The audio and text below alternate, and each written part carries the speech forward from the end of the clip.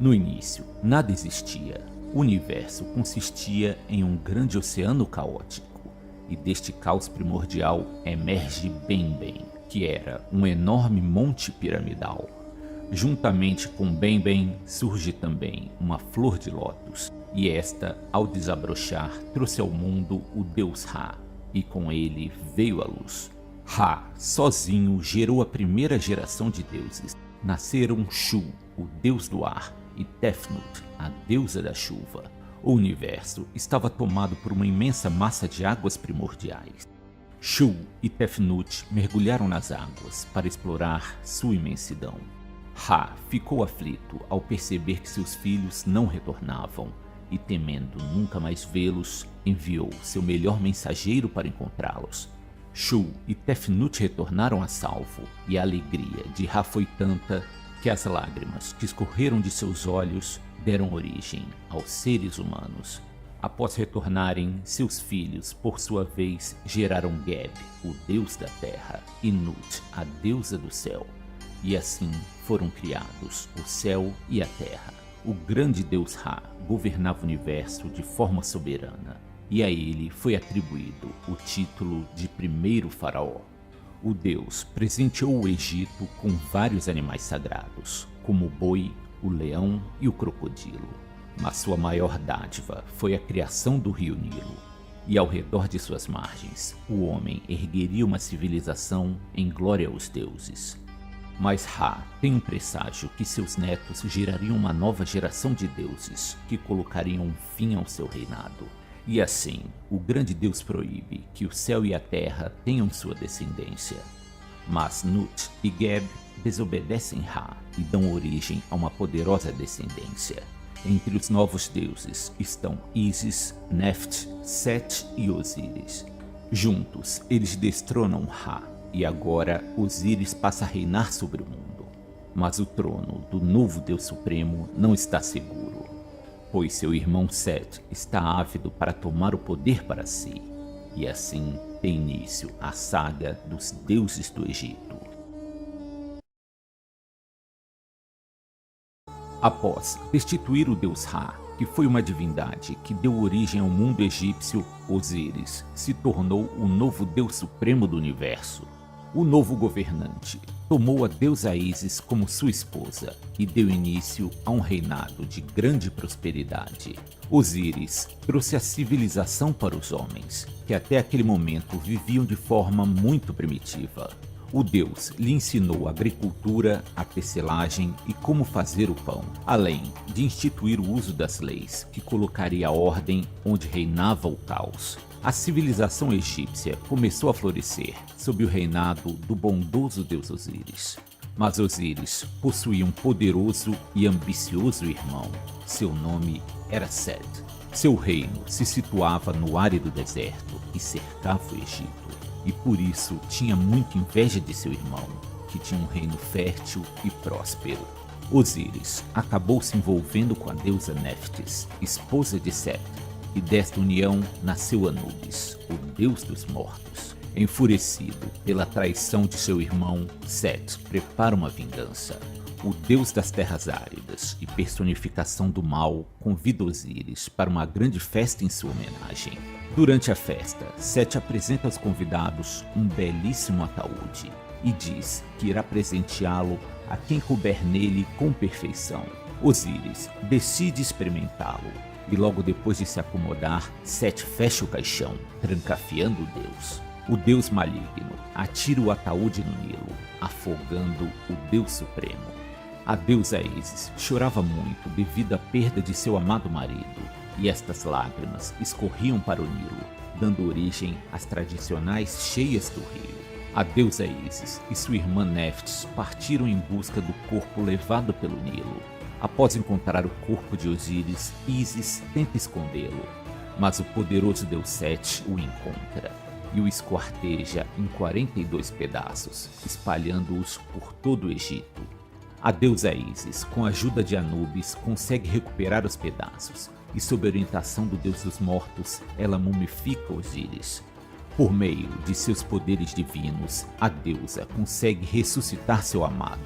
Mas agora, Osíris reinaria no mundo da vida após a morte, onde julgava o espírito daqueles que entravam para o mundo dos mortos.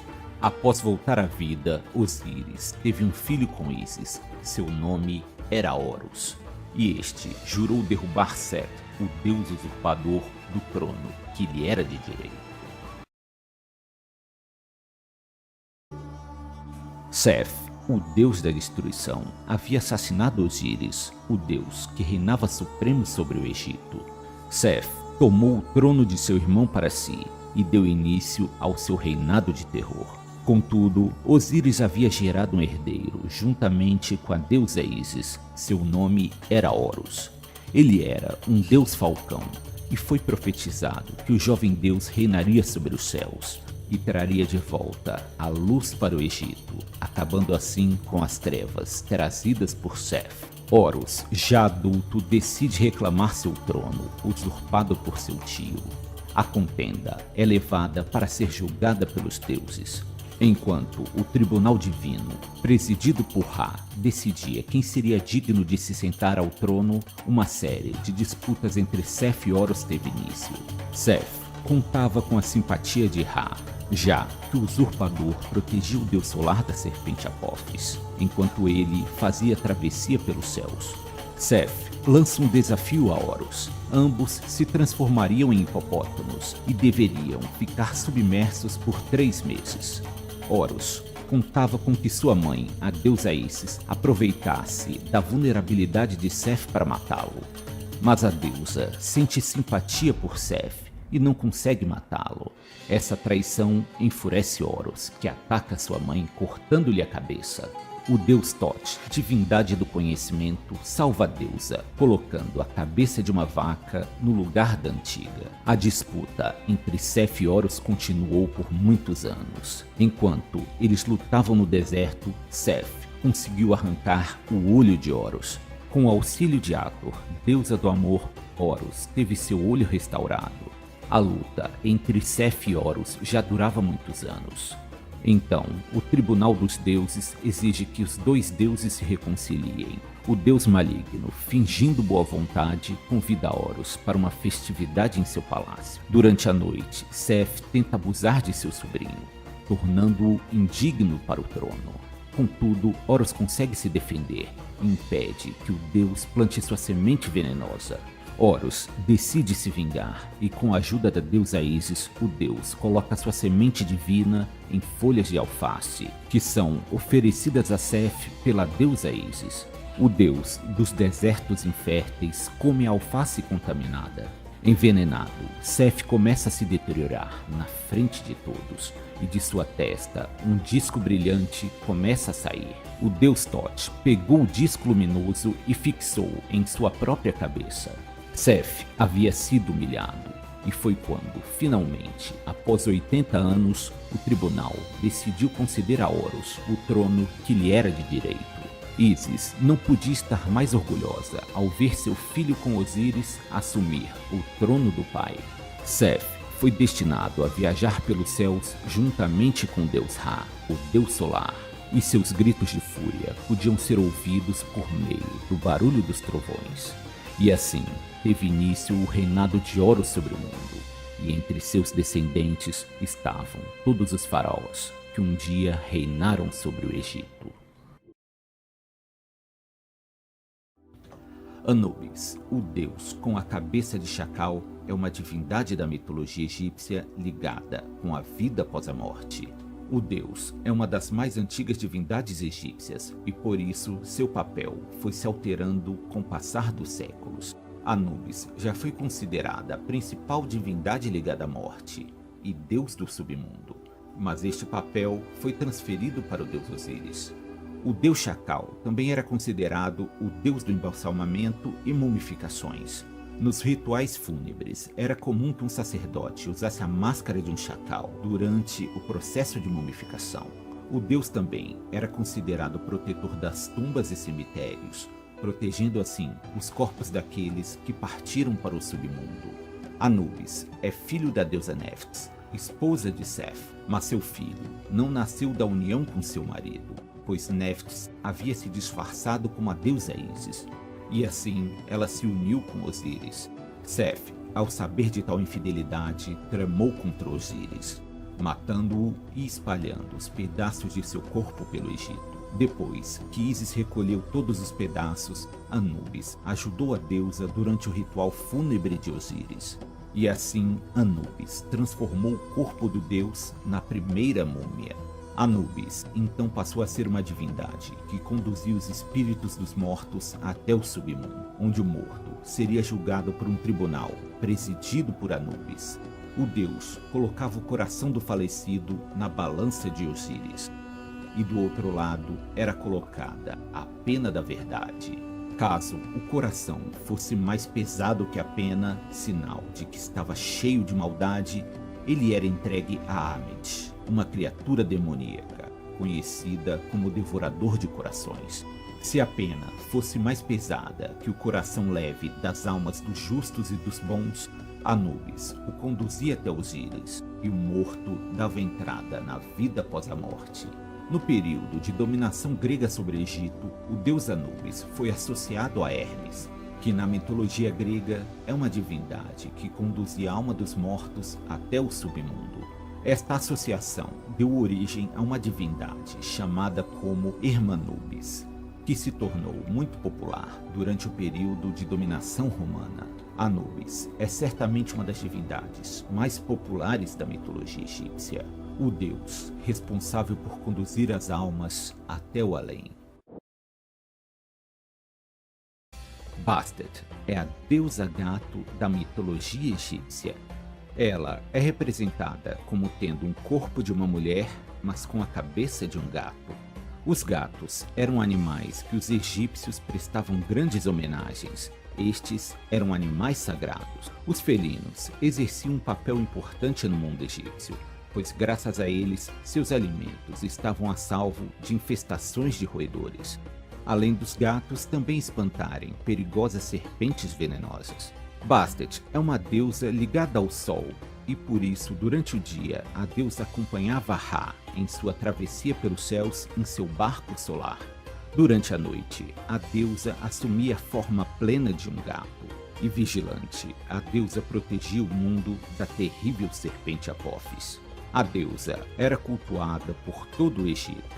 Fazer mal a qualquer gato era um sacrilégio terrível, e o autor de tal violência poderia ser punido com a morte. Os gatos eram vistos como membros da família, e conforme alguns relatos, quando uma casa era incendiada, os gatos entravam na casa em chamas para ajudar os moradores a escapar do fogo. Por vezes, estes gatos pareciam ter perecido nas chamas, mas graças à deusa Bastet, eles retornavam à vida. E isso ajudou a reforçar o ditado popular, em que diz que o gato tem 7 vidas. Por serem animais sagrados, os gatos eram mumificados. E existem no Egito cemitérios dedicados a estas múmias de animais. Conforme algumas versões, Bastet está ligada a Sekhmet, a deusa leoa. Esta era uma deusa violenta e com sede de sangue, mas foi pacificada, se tornando uma deusa gata mansa e bebedora de leite.